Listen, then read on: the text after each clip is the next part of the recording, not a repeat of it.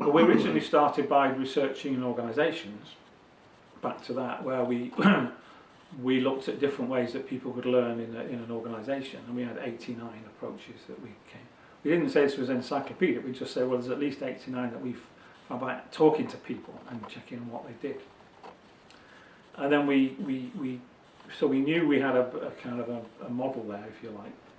So then we used to start to talk to kids and observe, and especially where there was free opportunities for people to do things, and looking outside the school, of course, which is why I'd say we're interested in learning rather than education, because the huge amount that, I mean, I learned a huge amount outside the school environment as a child.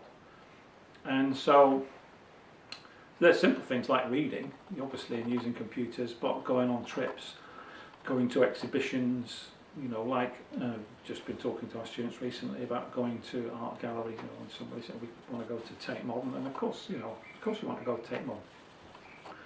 But you want to go to Tate Modern in terms of what you want to get out of that, because we've done trips out to places, and you'd see the school kids with their worksheets bored out their minds, having to go through certain things, whereas our students would just be, we'd talk to them about stuff. So I remember one of the first trips we did was at London Aquarium, and one boy had gone with the notion of sketching things, so he was not interested in the biology and things. Somebody else had gone within her head about environmental stuff and wanted to talk to staff there about environmental issues and climate change and things. So they'd gone with different agendas, and so they all kind of scattered off and did different things, you know, and so the school kids were there, frog marched around with his you know, worksheets, bored out their minds, and our students had just gone in and go, right, you know, I'm going over there to want to sketch this lionfish, you know, and I'm going to go, can you help me to find one of the staff so I can talk to them about climate change and what they're doing and what that means for you know, the sea creatures that are in this place, and etc. So they had different agendas.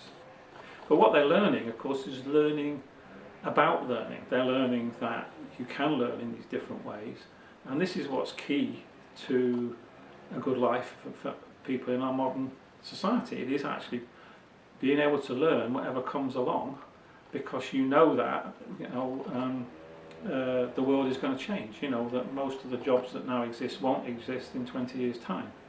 Most of them won't. The impact of artificial intelligence, robots, etc. We already see this, you know. 7 and a bit years ago there were no apps. The word app didn't exist in the English language. And now there are between 1 and 2 million people worldwide working on apps. And none of those jobs existed 7 and a bit years ago until Apple invented the App Store. And then the word came into the English language and a whole new industry was created.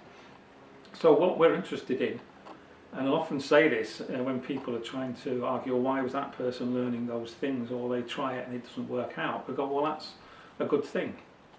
You try an approach to learning and maybe it doesn't work.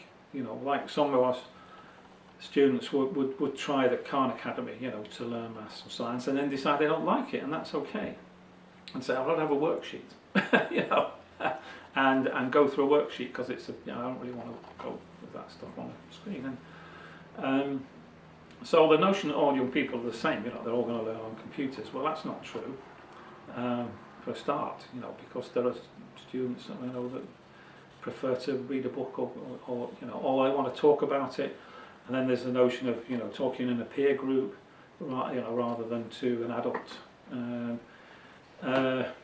It's just, I mean, so there's so many different ways that people can actually get the things that they want. So that's why within those 5 questions we want to be clear about what is it you want to do before you get into how you're going to do it. You know, so get the clarity about what you want to learn, and then let's think about different ways of learning. So the example of the person wanting to improve their influencing skills is that they could find that they could learn that without going on a course. They could just, through observation. I mean, that's one of the things that we talk about, is just to what extent you observe things and can see what's going on.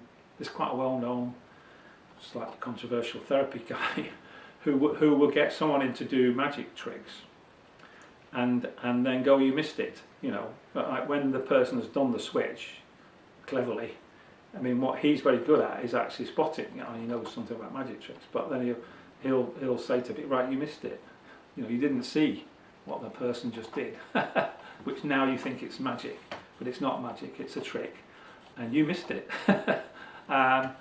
He was also once asked if he ever worked with blind people, because in a therapy workshop, and he said all the time, all the time.